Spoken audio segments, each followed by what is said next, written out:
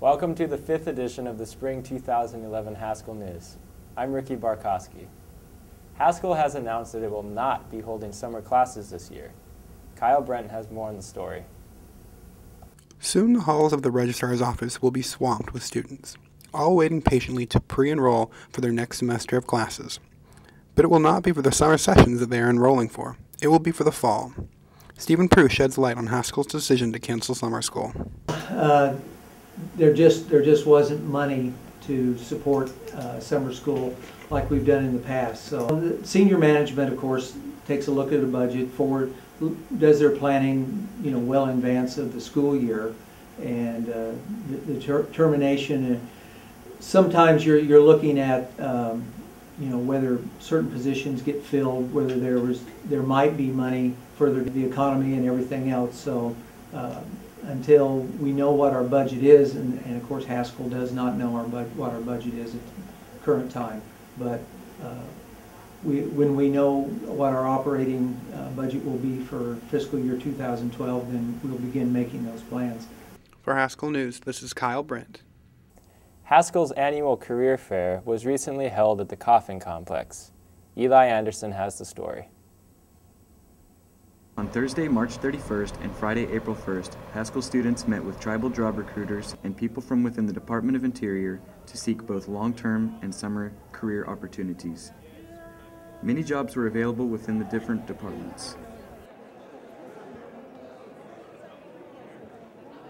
Hi, my name is Bessie Sherman. I'm the Minority University Outreach Officer for the National Park Service, and my office is located in Washington, D.C. These are some of the rangers here, and we are here at Haskell University because we need to diversify the federal government workforce. And hopefully we can get some students here from Haskell University to participate in National Park Service and to become career employees so that we all can enjoy the preservation of our cultural and natural resources for future generations.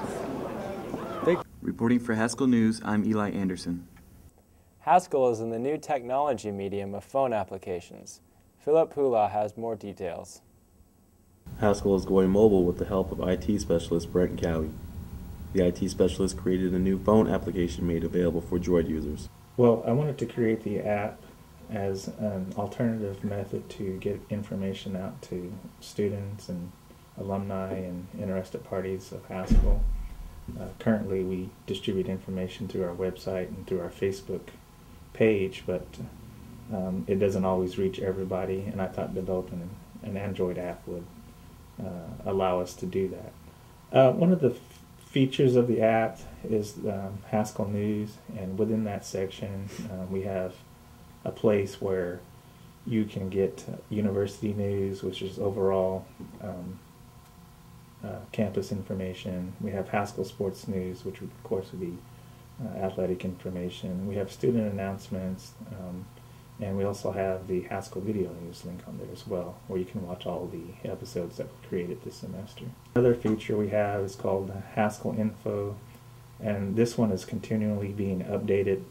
The application can be updated on the fly from any computer, so I'm always adding features to the applications. So we have the academic calendar, the Haskell Facebook, the Thorpe Fitness Hour, Haskell Fight Song. So I'm always adding information to it. I even have the email us section where you can provide me feedback, or you can email the president's office or admissions.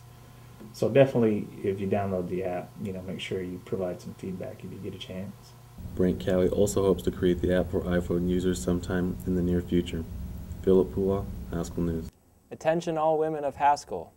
In case you didn't know, March was National Women's History Month.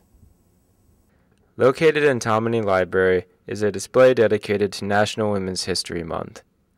On the wall behind the displays are pictures of female faculty members, followed with a short statement of their accomplishments. The idea for the display was brought about by Gloria Graves, a longtime employee of the library. Well, as you know, this is National Women's History Month, and around here nobody was doing anything, so I thought maybe the library can put on a display to honor the distinguished women at Haskell. at first I was going to do it, half of, Haskell and half across the country, but I thought, well, might as well just do it, for women at Haskell. So that's what we did. So we selected women from various departments, and we thought we'd just honor them since no one says thank you to them, and some of them are Haskell alumni, and they came back to give back to Haskell, and we just want to honor them. The theme for this year's History Month was captured in the quote, "Our history is our strength." The organization promoting this cause is called the National Women's History Project. More information can be found at www.nwhp.org. This is Ricky Barkowski reporting, Haskell News. Earlier this year, we did a story on Lawrence Elite Wrestling and the beginning of a wrestling legacy. Well, that first chapter of the legacy came to a close as the state tournament wrapped up Sunday, March 27th at the Topeka Expo Center. Lawrence Elite qualified 8 wrestlers: Willie Dotson, Kenneth St. Pierre, Quentin Scott, Kevin Nichols, Isaiah Rojo, Reed Buckingham, Sterling Ozark, and Brad Wilson. In a very competitive tournament, Willie Dotson and Sterling Ozark became Kansas State champions. Reed Buckingham placed 3rd, Quentin Scott, Brad Wilson, and Kevin Nichols placed 4th. A field of over 170 teams were represented from all over Kansas, and Lawrence Elite placed 25th with their impressive showing. Haskell was honored with a special guest on Tuesday, March 29th at the Cultural Center. Eli Anderson has more on the story. Dr. Dan Wildcat presented special guest David Nash, a KU graduate who played for the Jayhawks basketball team and went on to play for the Chicago Bulls and the Harlem Globetrotters. Nash has since spent 40-plus years working for the U.S. Department of Health and Human Services. The basketball great spoke about diversity, civil rights, and shared inspirational words for students and their academic careers. This has been Eli Anderson reporting for Haskell News. Thank you for watching the 5th edition of the Spring 2011 Haskell News. I'm Ricky Barkowski. Don't forget to find us on Facebook. Keep on keeping on, Haskell.